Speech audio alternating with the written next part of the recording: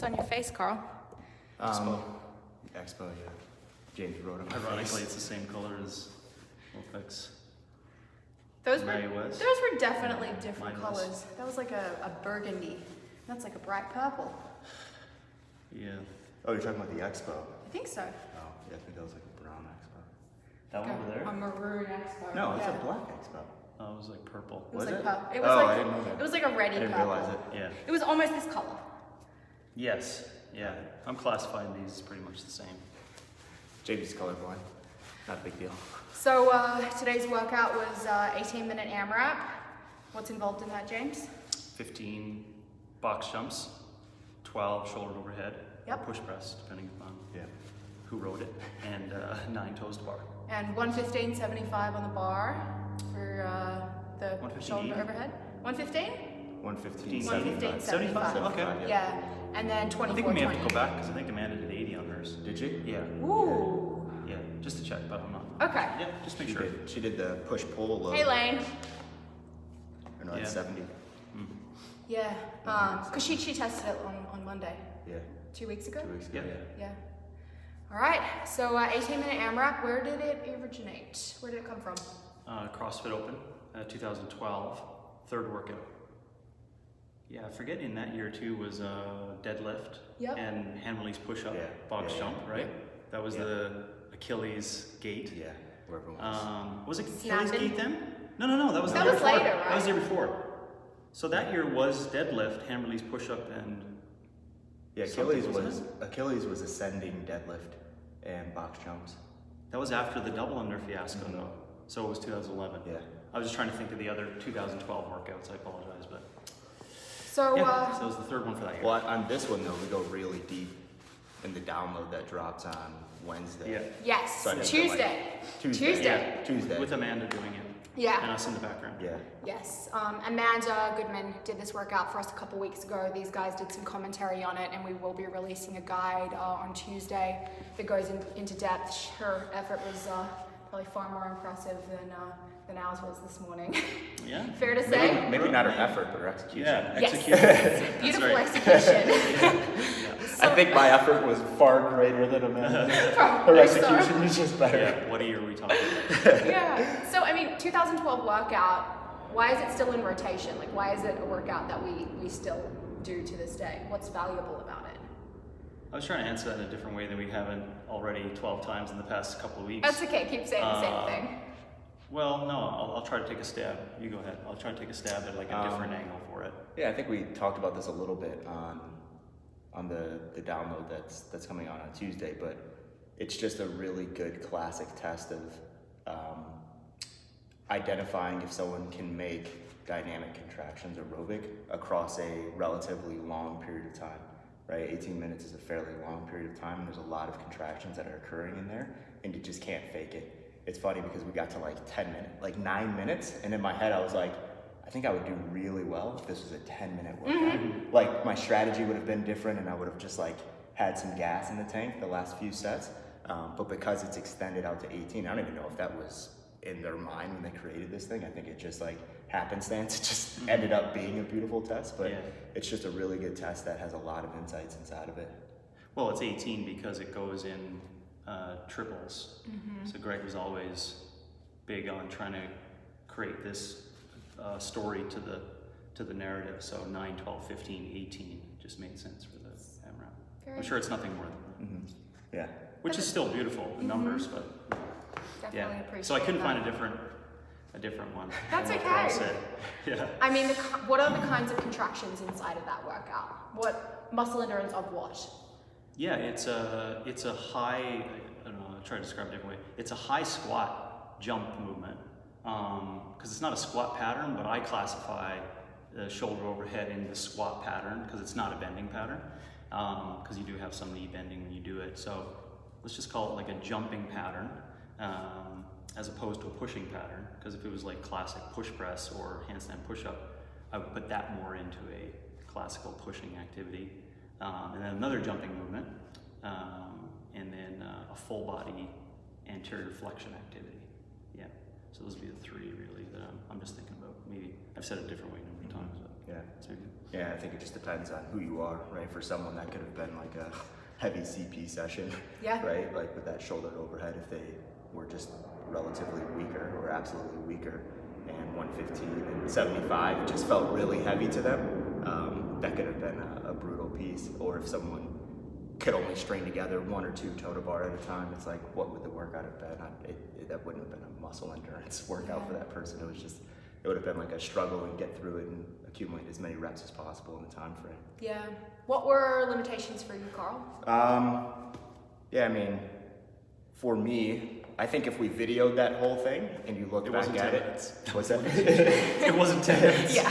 No, I mean the funny. James just called you non-aerobic. No, the funny thing is, he said it off film. Yeah, no. The funny thing is, I would actually prefer a 20-minute workout over a 10-minute workout all day, every day. But the limitation for me was I haven't done a lot of shoulder overhead with a barbell. Depends on what it is, though. Yeah. But I just haven't done a lot of shoulder overhead with a barbell, right? So the limitation was like, if you would have filmed that and you weren't like taking time, you would have been like, oh, he kind of stayed sustainable across. But I was kind of like taking splits, and my first split was 124 on accident. You were fast.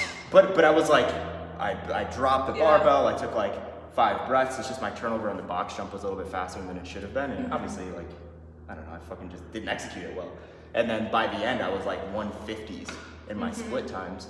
So on the outside looking in, it could have looked like, oh, okay, yeah, that was okay. The score was okay. He looked okay, but inside it was a fucking catastrophe. Like it was bad. I was like, I approached this all wrong. When I got to like minute 10, I was like, I shouldn't have done it this way. But nothing I could do about it. I just had to keep going. So limitation was shoulder overhead and proper pacing. Yeah. James? Mine was probably intention. Like, I think you gotta want to do these. So that was my limitation. You got dragged into this by us. Yeah, I mean, sorry. you asked me a couple of days ago. Yeah, sure. It was either lactic repeats or 18-minute AMRAP, Yeah. and when you position Yeah. lactic repeat first, 18-minute AMRAP is That was a really easy psychologically sell. quite good on your part to do that. That was Carl's suggestion. I have to give you credit for that. That was, yeah, we'll talk about that some other We will talk about that another time. That was terrible. That just, makes you realize a lot of things.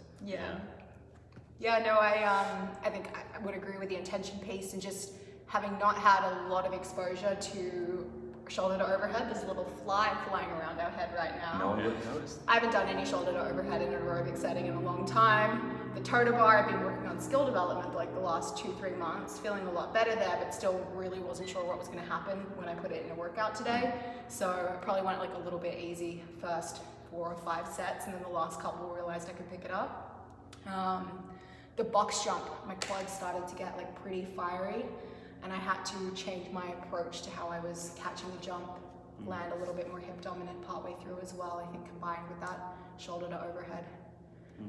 Yeah. Cool. Yeah, it's also interesting when you don't have a cyclical piece in there. There's no opportunity to like regain composure and breathe and all that shit. So Yeah, depending on what the cyclical piece is. If it's running, it's that's true. hard double unders for some, right? Looks like we What were have your a question. scores? 8 rounds, and I think, I'm not You sure, I almost finished finished. 15 You box almost jumps. finished 9, right? Or you were just I into just 8. starting, I Got it. think I did 15 box jumps in the round Got of it. 9. Yeah, 7 rounds and 15 box jumps. I went 10 plus 3. Wanted to get 11, but I was very far away from 11. Almost elite. I think we just got a like long question coming in, so I'm gonna check the chat box, see if we can reply to I it. think you were a round ahead of that, man. I think you may have missed a round. I thought you were 1 round behind me. All right. Maybe not. So guys, Lane asked, Lane, who's a CCP coach, darn. here, let me pull it up again. Yeah. What is your relationship to exercise, and how would you describe it yourselves? I interpret it as a game. In my head, I'm already thinking about the reward of making new RMs as a young man. All right, relationship to exercise, guys. Pretty good one, just part of life. That's it, yeah. I mean, in that relationship, for me, I'm not gonna speak for you guys, but it's changed a lot over the last 20 years or so. Where it was very similar to what he said maybe 15 years ago. But over time, it just has evolved. And, you get to a point where, if you're out of that competitive environment, you start to lose you stop putting RMs and stuff like that on a pedestal because it doesn't fucking matter really, you know? So I think I got there a few years ago. So it's just part of life. Just wake up and do it, and explore some things, have some fun with it, and do some things I shouldn't do every now and again, like today and a few pieces we hit this past week. James? That's it. Yeah, similar. I think it's hard to put an answer to that. I mean,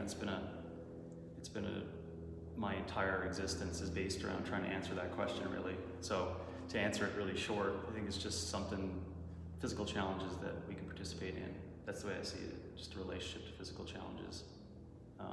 Learn about yourself, learn about what you're capable of, learn about where you are on the timeline of your existence and how physical challenges can give you some insight into that. But this is where the one RMs fit in, is that is a test to see like what you are capable of, you know, because there's a lot of truth in one RMs, and sometimes it's not the load that you're missing, it's you being faced with reality. And I think that's a really positive thing of the one RMs. So when we were young, we all did it, and we just probably may have did it for different reasons, but I think there's a lot of good stuff in it. Yeah, I like to use fitness as an assessment tool as well. And I don't know if you guys feel this, but the way that I feel when I exercise tells me a lot about what's happening in life at that given time. It tells me how well am I taking care of myself, how well am I recovering, how happy am I, how much stress do I have in my life. A lot of that spills over in the gym or, you know, on the road or wherever I'm exercising. So I like to use exercise as an assessment tool of how I am right now in that very moment. I don't know if you guys have ever looked at it that way, but Yeah, for sure. Definitely, and gosh, I mean, both of you have had a huge influence on me in my relationship with exercise, and I'd echo everything you both said there around it just being a daily opportunity to learn and just reflect on how you feel that day and experience something in your body.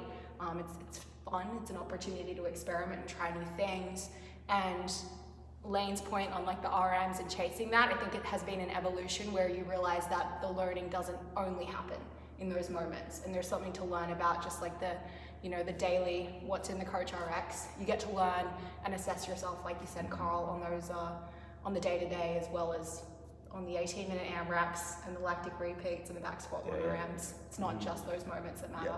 It's funny because the RM conversation, a lot of people that turn their backs on it or say that there's no value in it, those are usually the same people that used to value it, and they saw some form of failure somewhere in their like fitness life of like realizing I actually shouldn't care that much about this thing, whether it was like an injury, whether it was, you know, they were a competitor and they just couldn't win, whatever the case was. I think a lot of people, they turned their backs on that idea because they saw failure through it, and they realized it's not worth my time, my effort, the stress. Maybe I should make exercise something a little bit different. Not saying that's the case across the board, but I think a lot of people that have gone through that, like, you know, I'm just using fitness to explore and blah, blah, blah. I don't think they always looked at fitness that way. I think there was some learning that occurred somewhere in the past before they got there. There's been a lot of learning that's happened. Tyler had asked what the workout was. I'll pop it in the description shortly, but just quick recap. It was an 18-minute AMRAP of 15 box jumps, step downs, 12 shoulder to overhead, 9 toe to bar. So. Cool. Yeah, we go really deep on Tuesday. We'll go really deep, and then we hit on it on Wednesday. So yeah, that'll be those discussions will be happening. Yeah, the two main areas are metabolic exposure and pacing. Yeah, that's where we generally, in case you're looking for different buckets, we don't really go outside of that too much, but I think it's those two areas, like how do you pace something like that, and then the metabolic consequences of 18 minutes and dynamic contractions and all that. And if you do it, you'll feel it. You'll feel if you executed it properly. You should kind of coast and cruise through it and have some of the juice to finish strong, and if you don't, you probably either didn't execute it properly or you can't execute it properly. So we'll just do it and see how you feel. That's right. Yeah, guys, make sure to check our social, check your email, check our YouTube on Tuesday, because we'll be dropping that download in a bunch of different places.